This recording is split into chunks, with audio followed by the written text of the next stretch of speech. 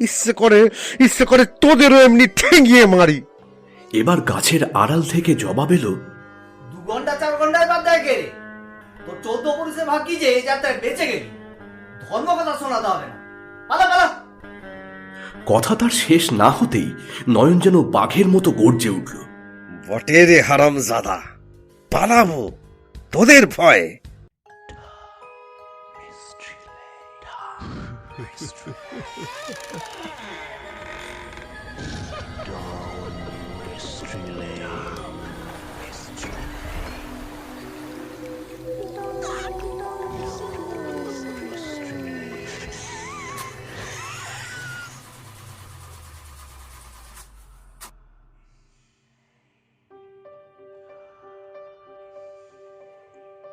Down mystery lane আপনাকে স্বাগত জানায়। ভিন্ন স্বাদের রহস্য গল্প পেতে লাইক, শেয়ার এবং সাবস্ক্রাইব করুন আমাদের official YouTube channel down mystery lane. আজ আপনারা শুনবেন শরৎচন্দ্র চট্টোপাধ্যায়ের নয়ন বাগদি। গল্প পাঠে অর্ণব, ঋষভ, অসিত, সুমনা, অমিতা, তমাল, শুভময়, সন্দীপন এবং আমি মনতোষ। পোস্টার ডিজাইন প্রতাপ কুমার বিশাই। সম্পাদনা সিঞ্চন। সামগ্রিক পরিচালনায় মনতোষ। শুরু হচ্ছে আজকের গল্প, শরৎচন্দ্র চট্টোপাধ্যায়ের নয়ন বাগদি।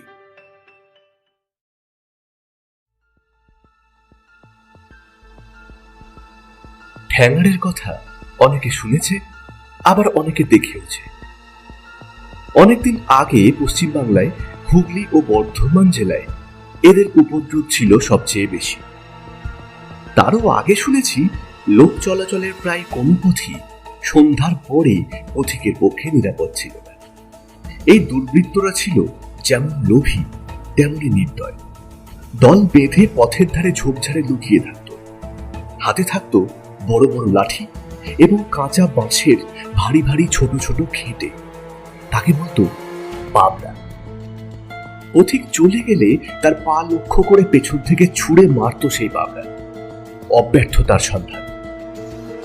অতর্কিতে পায়ে চোট খেয়ে সে যখন পথের উপর মুখ থুবড়ে পড়ত, তখন সকলে ছুটে এসে দুমদাম করে লাঠি মেরে তার জীবন শেষ করত। এদের ভাবা চিন্তা বাছবিচার নেই। এদের হাতে প্রাণ দিয়েছে এমন অনেক লোককে আমি নিজের চোখেই দেখেছি।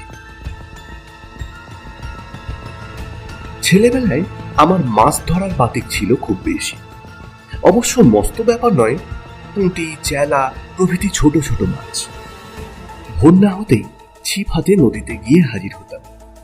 আমাদের গ্রামের প্রান্তে হাজা মজা ছোট্ট নদী।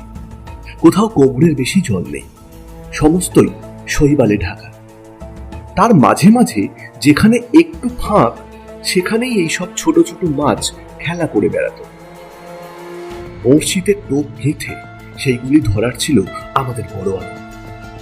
একলা নদীর তীরে মাছের সন্ধানে ঘুরতে ঘুরতে কতদিন দেখেছি কাদায় শ্যাওলায় মাখামাখি মানুষের মৃতদেহ। কোনোটার মাথা থেকে হয়তো তখন রক্ত ঝরে জলটা রাঙা হয়ে গেছে। নদীর দুই তীরেই ঘন বন জঙ্গল। কি জানি কোথাকার মানুষ কোথা থেকে ঠ্যাঙাড়েরা মেরে এনে এই জনবিরল নদীর বাঁকে পুঁতে দেয়।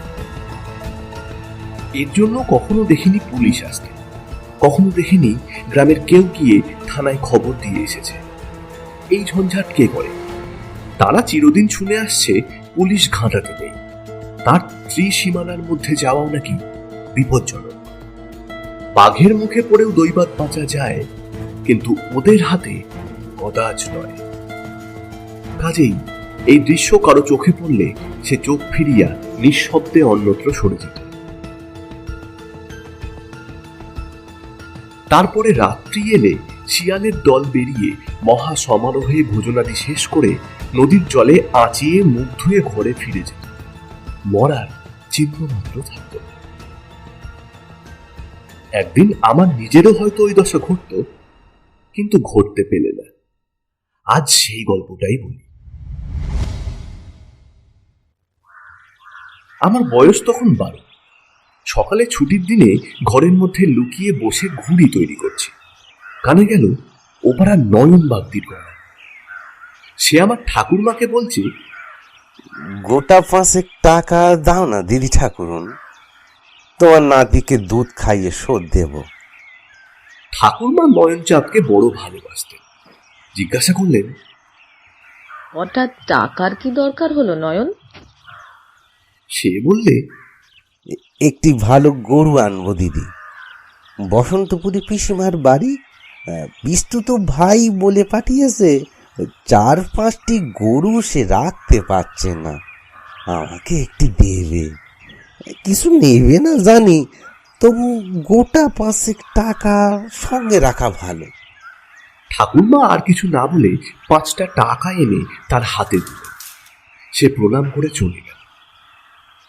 আমি শুনেছিলাম বসন্তপুরে ভালো ছিপ পাওয়া যায়, সুতরাং নিঃশব্দে তার সঙ্গ নিলাম। মাইল 2 কাঁচা পথ পেরিয়ে গ্র্যান্ড ট্রাঙ্ক রোড ধরে বসন্তপুরে যেতে হয়। মাইলখানে গিয়ে কি জানি কেন হঠাৎ পিছনে চেয়ে নয়ন দেখে আমি। ও ভয়ানক রাগ করল, বললে আমার জন্য সে 10খানা ছিপ কিনে আনবে। তবু কোনো মতে আমি ফিরে যেতে রাজি হলাম। অনেক কাকুতি মিনতি করলাম, কিন্তু সে শুনল না।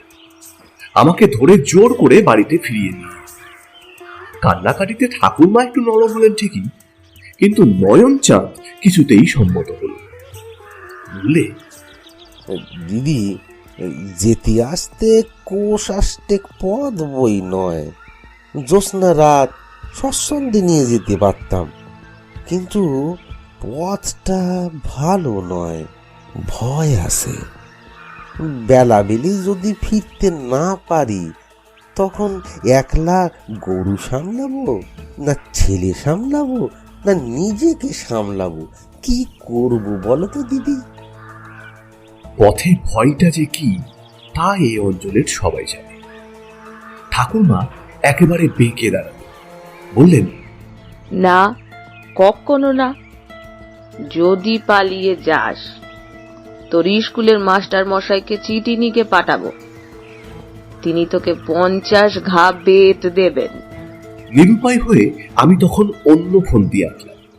নয়ন চলে গেলে পুকুরে নিয়ে আসি বলে তেল মেখে গামছা নিয়ে বেরিয়ে নদীর ধারে ধারে বন জঙ্গল আর আম কাঁঠাল বাগানের ভেতর দিয়ে মাইল 2-2.5 ছুটতে ছুটতে যেখানটায় আমাদের কাঁচা রাস্তায় এসে পাকা রাস্তায় মিলেছে, সেইখানটায় এসে দাঁড়িয়ে রইলাম।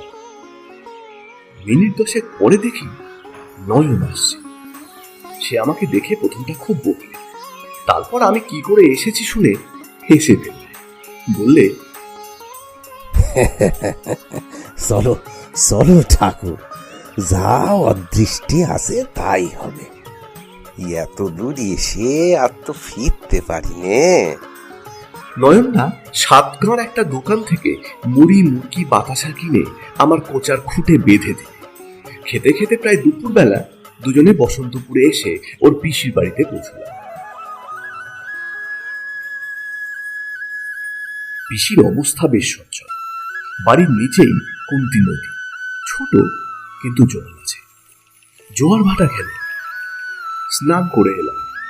ওদের বড় বউ কলা পাতায় চিড়ে গুড় দুধ কলা দিয়ে ফলারের জোগাড় করে দিলে। খাওয়া হলে নয়নের পিসি বললে, ছেলে মানুষ 4-5 কোষ পথ হেঁটে এসেছে, আবার যেতে হবে। এখন শুয়ে একটু ঘুমো, তারপরে বেলা পড়লে যাবে। তার ছোট ছেলে ছিপ কেটে আনতে গেল।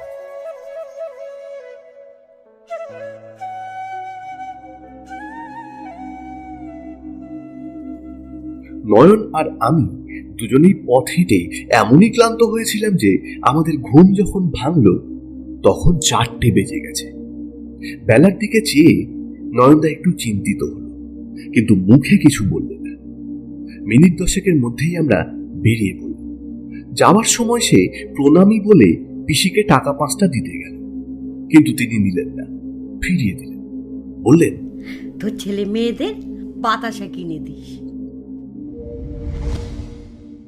আমার কাঁধে ছিপের তারা, নয়নের বাঁ হাতে গরুর দড়ি, ডান হাতে 4 হাত লম্বা বাঁশের লাঠি। কিন্তু গরু নিয়ে দ্রুত চলা যায় না। কোষদুই না যেতেই সন্ধ্যা উতরে আকাশে চাঁদ দেখা দিল। রাস্তার দুধারেই বড় বড় অশ্বত্থ, বট আর পাকুড় গাছ ডালে ডালে মাথায় মাথায় ঠেকে এক হয়ে গেছে। পথ অন্ধকার, শুধু কেবল পাতার ফাঁকে ফাঁকে জোছনার ম্লান আলো স্থানে স্থানে পথের উপর এসে পড়েছে।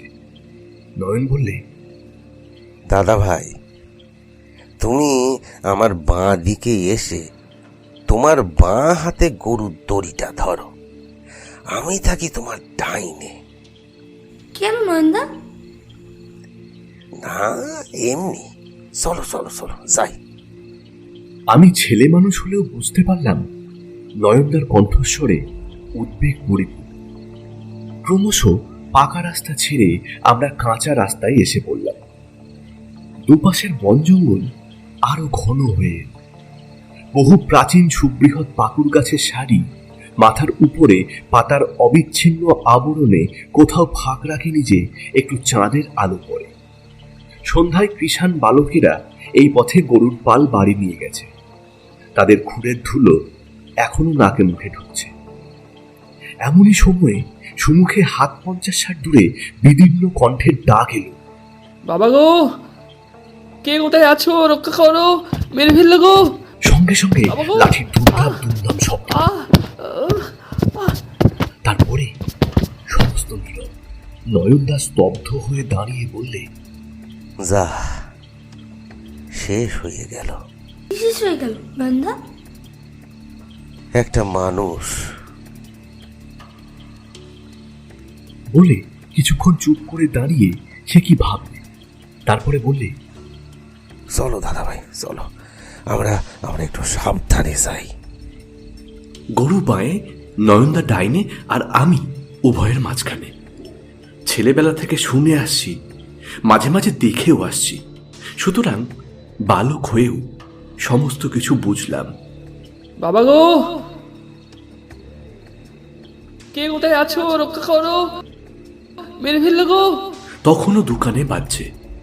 ভয়ে ভয়ে বললাম, নন্দা, ওরা যে সব সামনে দাঁড়িয়ে, আমরা যাবো কি করে? মারা যদি? না না দাদা ভাই, আমি থাকতে মারবে না। ওরা ঠেঙা দেখি না, আমারে দেখলেই পালাবে। ওরা ওরা ভারী ভীতু। গরু, আমি ও নয়নচাঁদ তিনজনে ধীরে ধীরে এগোতে লাগলাম। ভয়ে আমার পা কাঁপছে, নিঃশ্বাস ফেলতে পারিনি, এমনই অবস্থা। গাছের ছায়া আর ধুলোর আঁধারে এতক্ষণ দেখা যায়নি কিছুই। 15-20 হাত এগিয়ে আসতেই চোখে পড়ল জন 5-6 লোক যেন ছুটে গিয়ে পাকুড় গাছের আড়ালে লুকোলো। নয়নদা হঠাৎ দাঁড়িয়ে পড়ে হাঁক দিলে, খবরদার বলছি তোদের, বামুনির ছেলে সঙ্গে আছে। পাপরা ছুরি মানলে তোদের একটাকেও জানতে রাখবো না, এই সাবধান করে দিলাম। কেউ জবাব দিলে না। আমরা আরো খানিকটা এগিয়ে এসে দেখি একটা লোক উপুর হয়ে রাস্তার ধুলোয় পড়ে। অল্প স্বল্প চাঁদের আলো তার গায়ে লেগেছে। নয়নদা ঝুঁকে দেখে হাই হাই করে উঠল।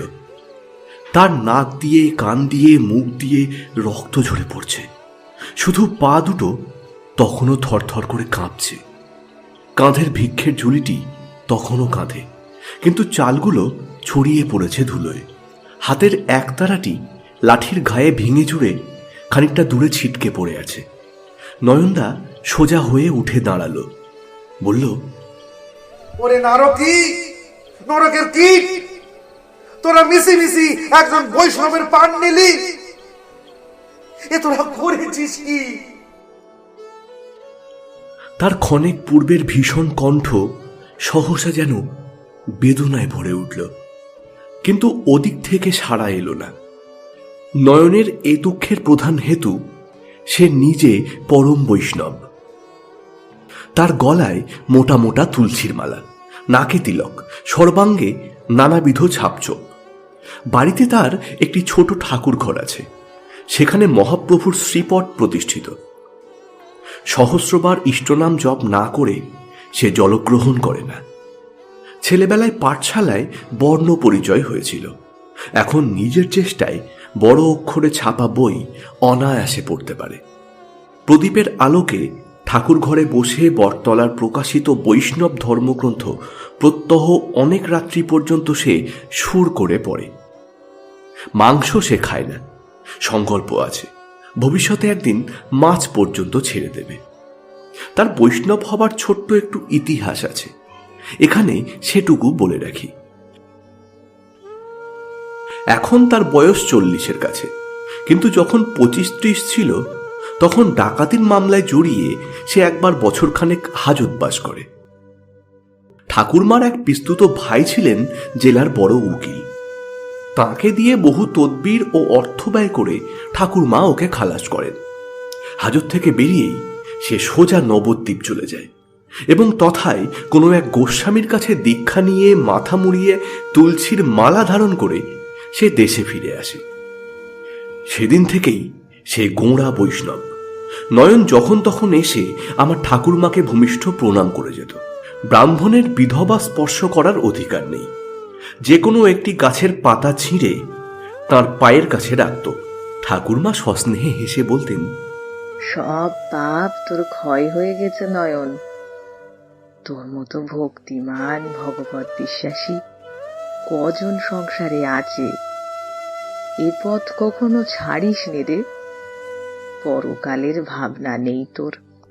তিনি পায়ের বুড়ো আঙুলটি ছুঁয়ে দিলেই সেই পাতাটি সে মাথায় গলায় বারবার বুলিয়ে বলতো, অত আশা করিনে দিদি, পাপের আমার শেষ নেই। সে কথা আর কেউ না জানুক, তুমি তো জানো। তোমার কাছে তো কিছু গোপন করিনি। নয়ন চোখ মুছতে মুছতে চলে যেত। ঠাকুরমা হেঁকে বলতেন, কাল দুটি পেশাদ পেয়ে যাস নয়ন, ভুলিস নে যেন। এসব আমি কতবার নিজের চোখে দেখেছি। সুতরাং যে বৈষ্ণবের সে প্রাণপণে সেবা করে, তার হত্যায়ও যে সে মর্মান্তিক ক্রুদ্ধ এবং বিচলিত হবে, তাতে বিস্ময়ের কিছু নেই। বললে, নিরীহ বৈষ্ণব ভিক্ষে করে সন্ধ্যেবেলায় ঘরে ফিরছিল, ওর কাছে কি পাবি যে মেরে ফেললি বলতো? হ্যাঁ, 2 ঘন্টা 4 ঘন্টার বেশি তো নয়। ইচ্ছে করে তোদেরও এমনি ঠেঙিয়ে মারি। এবার গাছের আড়াল থেকে জবাব এলো, 2 ঘন্টা 4 ঘন্টায় বাদ দেয় কে রে? তোর 14 পুরুষে ভাগ্যি যে এই যাত্রায় বেঁচে গেলি। ধর্ম কথা শোনাতে হবে না, পালা পালা। কথা তার শেষ না হতেই নয়ন যেন বাঘের মতো গর্জে উঠল। বটে রে হারামজাদা, পালাবো তোদের ভয়ে। তখন ট্যাগ থেকে 5টা টাকা বার করে এ হাতের টাকা ঝনঝন করে ও হাতের মুঠোয় নিয়ে বললে, এতগুলো টাকার মায়া ছাড়িস নে বলে দিলাম।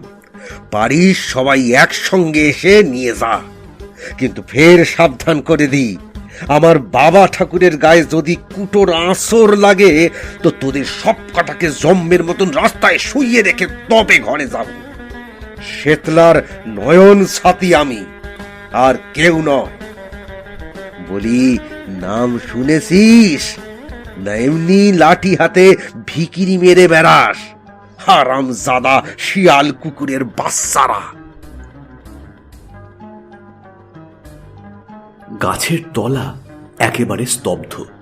মিনিট 2 স্থির থেকে নয়ন পুনরায় অধিকতর কটু সম্ভাষণে হাঁক দিলে, কিরে, আসবি না টাকাগুলো ট্যাঁকে নিয়েই ঘরে যাব? কোনো জবাব নেই।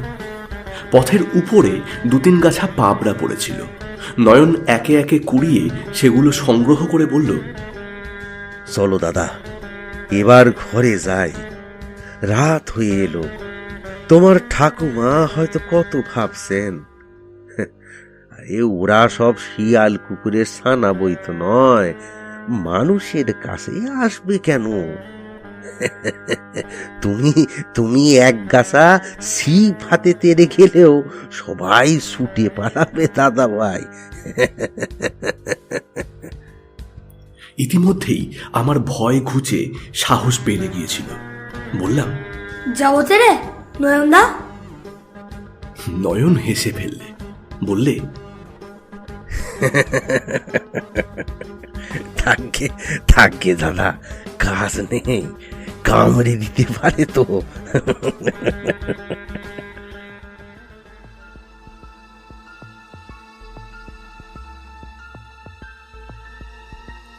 আমরা আবার পথ চলতে লাগলাম। নয়নের মুখে কথা নেই। আমার একটা প্রশ্নেরও সে হাঁ না ছাড়া জবাব দেয় না। খানিকটা এগিয়েই একটা বড় গাছতলার অন্ধকার ছায়ায় এসে সে থমকে দাঁড়ালো, বলল, না দাদা ভাই, চোখে দেখে ছেড়ে যাওয়া হবে না। বামুন বৈষ্ণবের প্রাণ নেওয়ার শোধ আমি দেব। কি করে শোধ দেবে নন্দা? এক বেটা কেউ কি ধরতে পারবো না? তখন দুজনে মিলে তাদেরও ঠেঙিয়ে মারবো। ঠেঙিয়ে মারার আনন্দে আমি প্রায় আত্মহারা হয়ে উঠলাম। একটা নতুন ধরনের খেলার মতো। ওদের সম্বন্ধে কত ভয়ঙ্কর কথাই না শুনেছিলাম, কিন্তু সব মিছে। নয়নদা যেতে দিলে না, নইলে আমি তেড়েই গিয়ে নিশ্চয়ই একটাকে ধরে ফেলতে পারতাম। বললাম, নয়নদা, তুমি বেশ করে এক বেটাকে ধরে রেখো, আমি একাই ঠেঙিয়ে মারবো। কিন্তু আমার ছিপ যদি ভেঙে যায়?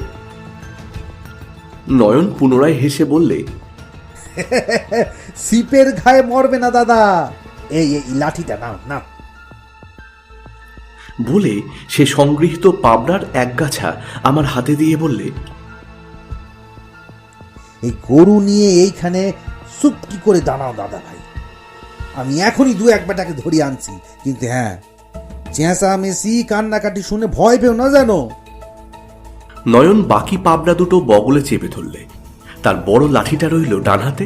তারপরে রাস্তা ছেড়ে বনের ধার ঘেঁষে হামাগুড়ি দিয়ে ফিরে চলল সেই দিকে। ঠ্যাঙাড়েটা ঠাউরে ছিল আমরা চলে গেছি। নিশ্চিন্ত হয়ে ফিরে এসে সেই মৃত ভিকিরির ট্যাঁক হাতড়ে ঝুলি ঝেড়ে তারা খুঁজে দেখছিল কি আছে। হঠাৎ একজনের চোখে পড়ল অনতি দূরে গাছের আড়ালে দাঁড়িয়ে নয়ন। সভয়ে চেঁচিয়ে উঠলে, কে কে এই কে দাঁড়িয়ে ওখানে? আমি নয়ন সাথী। অমনি দাঁড়িয়ে থাক, ছুটি পালাবি কি মরবি? কিন্তু কথা শেষ না হতেই অনেকগুলো পায়ের ছুটোছুটি শুনতে পেলাম, এবং প্রায় সঙ্গে সঙ্গেই অস্ফুট আর্তস্বরে কেঁদে উঠে কে যেন হুড়মুড় করে একটা ঝোপের উপর পড়ে গেল। নয়ন চেঁচিয়ে বললে, এক বেটারে পেয়েছি দাদা ভাই, আর গুলো পালালো। শুভ সংবাদে সেইখানে দাঁড়িয়ে লাফাতে লাগলাম। আমি চেঁচিয়ে বললাম, ওরে ধরে আনো নয়নদা, আমি ঠেঙিয়ে মারবো। তুমি মেরে ফেলো না জানো? না দাদা, তুমি মেরো। আবার একটা করুণ ধ্বনি কানে এলো। বোধ করি নয়নের লাঠির খোঁচার ভয়। মিনিট দুই পরে দেখি একটা লোক খোঁড়াতে খোঁড়াতে আসছে। তার পিছনে নয়নচাঁদ। কাছে এসে হাউমাউ করে কেঁদে উঠে আমার পা জড়িয়ে ধরল। নয়ন টান মেরে তারে তুলে দাঁড় করালে। এখন তার মূর্তি দেখে আমি ভয়ে শিউরে উঠলাম। মুখে তার কালি মাখানো, তাতে সাদা সাদা চুনের ফোঁটা দেওয়া, যেমন রোগা তেমনি লম্বা, পরনে শতচ্ছিন্ন ন্যাকড়া। তখনও কাঁদছিল। তার গালে নয়ন প্রচন্ড একটা চড় মেরে বললে, চুপ কর হারামজাদা। যা জিজ্ঞেস করি সত্যি করে জবাব দে। কজন ছিলি তোরা? তাদের নাম কি? কোথায় ঘর বল? লোকটা প্রথমে বলতে চায় না, কিন্তু পিঠে একটা গুঁতো খেয়ে সঙ্গীদের নাম ধাম গড়গড় করে বলে গেল। নয়ন বললে, মনে থাকবে, ভুলবো না। এখন বল, বৈষ্ণব ঠাকুর পড়ে গেলে নিজে তুই কঘা বাড়ি দিয়েছিলি? এই ৫-৭ ঘা হবে বোধ হয়। নয়নচাঁদ দাঁত কর্মর করে বললে, আচ্ছা, ৫-৭ ঘা, তাই সই। এবার ঠিক তেমনি করে শো, যেমন করে বৈষ্ণব ঠাকুরকে শুয়ে থাকতে দেখলাম। দাদা ভাই এগিয়ে এসো। ওই খেটে দিয়ে ৫-৭ ঘায়ে সাবার করা চাই, কিন্তু দেখবো কেমন হাতে জোর। এই তুই বেটা দেরি করছিস কেন রে? শুয়ে পড়। বলেই তার কান ধরে টেনে রাস্তায় বসালে, এবং নিজে সে শোবার পূর্বেই প্রচন্ড গোটা ২-৩ লাথি পিঠে মেরে পথের ধুলোর পরে লুটিয়ে দিলে। বললে, দেরি করো না দাদা, মাথা তাক করে মারো। ২-৩ গার বেশি সময় লাগবে না। নয়নদার গলার স্বর গেল বদলে, চোখ মুখ যেন অন্য কারো। চেহারা দেখে গায়ে কাঁটা দিলে। নতুন খেলা শুরু করব কি, ভয়ে হাত পা কাঁপতে লাগলো। কাঁদো কাঁদো হয়ে বললাম, আমি পারবো না নয়নদা। পারবে না? তবে আমি শেষ করে দিই। না না না না, মেরো না। কিন্তু লোকটা লাথি খেয়ে সেই যে শুয়ে পড়েছিল আর নড়ে চড়েনি, প্রাণ ভিক্ষেও যায়নি, একটা কথা পর্যন্ত না। বললাম, চলো ওরে বেঁধে নিয়ে থানায় ধরিয়ে দিবে। শুনে নয়নদা যেন চমকে উঠল। থানায়? পুলিশের হাতে? হ্যাঁ, ও যেমন মানুষ বেড়েছে, তারাও তেমনি ওকে ফাঁসি দিক। যেমন কর্ম তেমন ফল। নয়ন খানিকক্ষণ চুপ করে রইল, তারপরে তারে একটা লাঠির ঠেলা দিয়ে বললে, ওরে ওঠ ওঠ। কিন্তু কোনো সাড়া নেই। নয়ন বললে, বেটা মরে গেল নাকি? হ্যাঁ, সে দুর্বল সিং, দুদিন হয়তো পেটে এক মুঠো অন্ন নেই, আবার পথে এসেছে লোক ঠেঙাতে। যা যা যা যা বেটা যা, দূর হ দূর হ, উঠে ঘরকে যা যা। সে কিন্তু তেমনি রইল পড়ে। নয়ন তখন হেঁট হয়ে তার নাকে হাত দিয়ে বললে, না, মরেনি, অজ্ঞান হয়ে আছে। জ্ঞান হলেই আপনি ঘরে চলে যাবে। চলো দাদা চলো, আমরা ঘরে যাই, অনেক দেরি হয়ে গেল, ঠাকুরমা ভাবছে। পথে যেতে যেতে বললাম, কেন ছেড়ে দিলে নয়নদা? পুলিশে ধরিয়ে দিলে বেশ হতো। কেন দাদা ভাই? বেশ ফাঁসি হয়ে যেত। খুন করলে ফাঁসি হয়, আমাদের পড়ার বইয়ে লেখা আছে। আছে নাকি দাদা? আচ্ছা, বই কি? বাড়ি গিয়ে তোমাকে বই খুলে দেখিয়ে দেব। নয়ন বিস্ময়ের ভান করে বললে, বলো কি দাদা? একটা মানুষ মারার বদলে আরেকটা মানুষ মারা?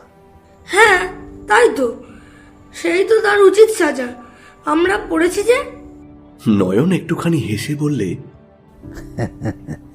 কিন্তু সব উচিতই যে সংসারে হয় না দাদা ভাই। কেন হয় না নয়নদা? নয়ন হঠাৎ জবাব দিলে না, একটু ভেবে বললে, বোধহয় জগতে সবাই ধরিয়ে দিতে পারে না বলে। কেন যে পারে না, কেন যে মানুষে এ অন্যায় করে, সে তত্ত্ব সেদিনও জানিনি, আজও না। তবু এই কথাটাই ভাবতে ভাবতে খানিকটা পথ চলার পরে জিজ্ঞাসা করলাম, আচ্ছা নয়নদা, ওরা ফিরে গিয়ে আবার তো মানুষ মারবে? নয়ন বললে, না দাদা, আর মারবে না। আমি বেঁচে থাকতে এ কাজ ওরা আর কখনো করবে না। জবাবটাই বেশ প্রসন্ন হতে পারলাম না।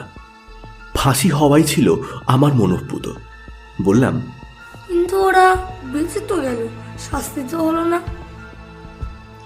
নয়ন অন্যমনস্ক হয়ে কি ভাবছিল, বললে, কি জানি, হবে হয়তো একদিন।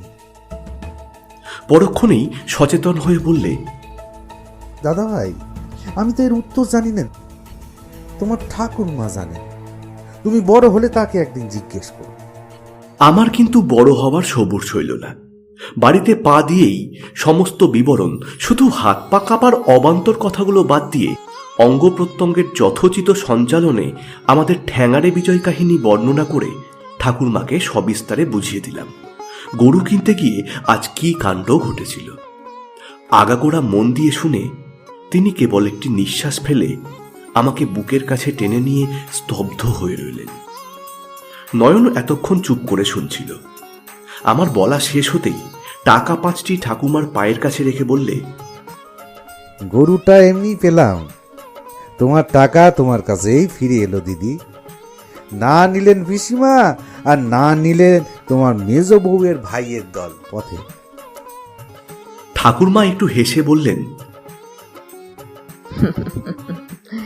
দেখা হলে মেজ বউকে জানাবো, কিন্তু ও টাকা আমিও নেব নে নয়ন। ও তো ঠাকুরের ভোগে লাগাগে যা। কিন্তু একটা কথা আজ তোকে বলি নয়ন, এখনো তেমন বৈষ্ণব তুই হতে পারলি নে। কেন দিদি? তারা কি টাকা বাজিয়ে লোক ভোলায়? ধর যদি লোভ সামলাতে না পেরে ছুটিই আসতো। তাহলে আরো গোটা 5-6 মর্ত, তাতে নয়নের পাপের ভরায় কতটুকুই বা ভার চাপতো দেবী। ঠাকুরমা চুপ করে রইলেন। এ ইঙ্গিতের অর্থ জানেন তিনি, আর জানে নয়ন নিজে, কিন্তু সেও আর কিছু বললে না। দূর থেকে তাকে ভূমিষ্ঠ প্রণাম করে টাকা 5টি মাথায় ঠেকিয়ে নিঃশব্দে বেরিয়ে গেল।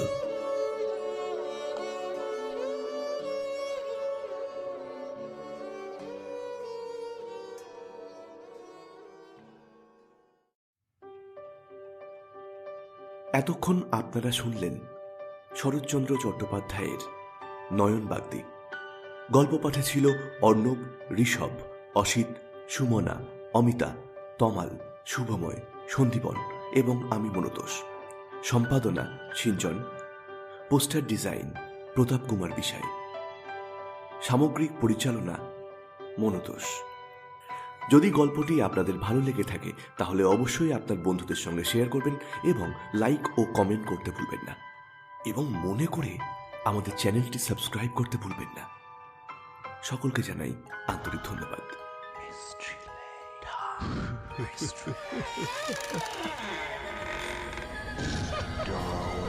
Mystery Lane.